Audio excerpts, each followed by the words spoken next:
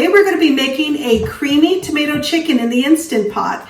It has a nice rich sauce made with tomatoes, some heavy cream, some spices and seasonings, and a little bit of white wine. If you don't like to put wine in your sauce, then you could put in some chicken broth. So let me show you what it looks like. So come along with me and let's make some creamy tomato chicken in the Instant Pot together. Let's take a look at the ingredients needed to make this recipe. First, you'll need 3 to 3.5 pounds of chicken. I'm using bone-in chicken legs and thighs. 1 to 2 teaspoons of salt. 4 teaspoons of Italian seasoning. 2 teaspoons of smoked paprika.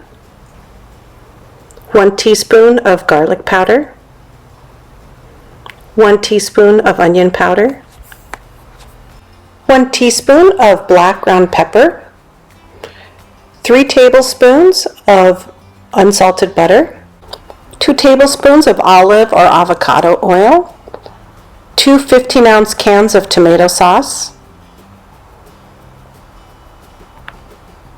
1 medium to large onion diced, 2 tablespoons of minced garlic, 1/4 cup of white wine, I'm using Chardonnay, 1/2 cup of heavy cream. Let's begin. Plug in your Instant Pot, hit the saute button. You're going to let it warm up. While it's warming up, we're going to get our seasonings ready. Add 1 teaspoon of salt, 4 teaspoons of Italian seasoning, 2 teaspoons of smoked paprika, 1 teaspoon of onion powder, 1 teaspoon of garlic powder, and a teaspoon of black pepper. I'm going to use a small whisk and just blend it together and put that aside. I'm going to take my chicken. I'm going to lay it out on a plate so I can season it. And I like to do the bottom of the chicken first. So I'm just sprinkling the seasoning, and I'm only using half of the seasoning blend that we made. The other half is going to go into our sauce. So as you're coating it, only use half of the total seasoning that you prepared. Now I'm flipping over my pieces of chicken and using about 1/4 of the seasoning mix to coat the skin side of my chicken. When I'm all done seasoning, I should have about half of the seasoning mix left over. Going back to our Instant Pot, your display should say hot. That means it's ready to start sauteing. Before I start browning my chicken, I'm going to put in my oil and my 3 tablespoons of butter. And this is the fat that I'll be using to saute my chicken in. It'll add lots of flavor to the chicken skin. I'm adding my chicken in the pan, skin side down. I always like to brown the skin side first. That's just my personal preference. And you don't want to overcrowd the pan. I'm going to have to be browning my chicken in 2 batches because of the number of pieces that I have. After it cooks about 3 to 5 minutes, flipping it over to let it get golden brown on the second side. Once all the chicken is done browning, I'm going to remove it and put it on a plate. And you'll see all the golden fat at the bottom for my second round. I don't need to add any additional fat. It seems like it's enough. Adding in the remaining pieces of my chicken, flipping it over after about 3 to 5 minutes. Once it's done, I'm removing it all. Now you can see we have all these beautiful brown bits at the bottom of our pan. We don't want to take it out of the pan. So I'm going to use my wine to deglaze the pan, so I've poured it in, and I'm using a wooden spatula. I like to do this. It just seems easier to get the pieces of bits off the bottom of the pan. And once I'm convinced that all the bits are off, I'm going to go ahead and add in my pieces of onion. If it doesn't look like you have enough fat in your pan, go ahead and add another tablespoon of butter. Add in my minced garlic. Time to add in our 2 cans of tomato sauce.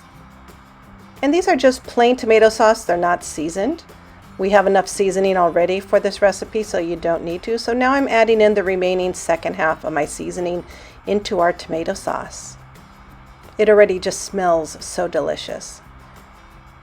Now to get everything ready for the Instant Pot, I always put in my rack, and I'm going to layer my pieces of chicken on top of it. It doesn't matter if you layer them skin side up or skin side down, and you just stack them up evenly so they're laid flat in the pot. Now I'm going to ensure that my rubber seal is sitting in the rack. I use my finger and ensure that it's pushed down evenly, and I always go around it at least one time. Put on my lid, secure it, lock it into place, and put the valve to sealing.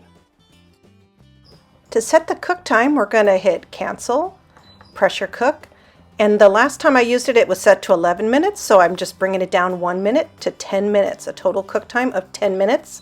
We're going to let it sit at a natural release of 10 minutes after it's done cooking. Once it's done cooking, I'm going to hit cancel. Now I'm going to release the steam from my Instant Pot. We did a 10-minute natural release, but there's still some steam in here, so I'm going to use my wooden spoon, open up the valve, let the rest of the steam come out until the pin drops.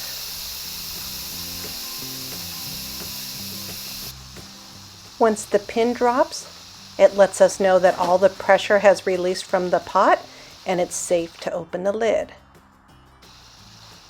And the pin has dropped. Now to open the lid, I'm going to turn the handle counterclockwise. And look at that cooked chicken. I wish you could smell how delicious it smells.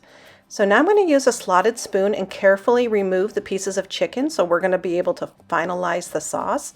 I'm not using tongs because the chicken is cooked so tender that I don't want the pieces of chicken to rip apart. So I'm carefully using my slotted spoon to take out the chicken. Once all the pieces have been carefully removed, we're going to go ahead and remove the trivet. My trivet is not hot at this point, so I didn't need pot holders, but if yours is hot, please use pot holders. Now we're going to finish up the sauce. I just pushed the saute button back on to warm up the sauce as we try to finalize it. So first I'm going to put in a little bit of salt, but make sure you taste your sauce before you adjust the seasonings. I used unsalted butter and I did not use chicken broth. I used the wine instead, so I did need a little bit more salt. And I'm going ahead and adding in my heavy cream now. You definitely want to make sure you taste your sauce before you add in any additional salt. You definitely don't want to oversalt it because once you oversalt it, it's really hard to correct it. Now I've added in my cream. I'm going to let it thicken and simmer for a few minutes, and then the sauce will be complete. Always do one more taste test. Ensure that the spices are just the way you want it. And it is perfect. Some people like to go ahead and put all the pieces of chicken back into the sauce.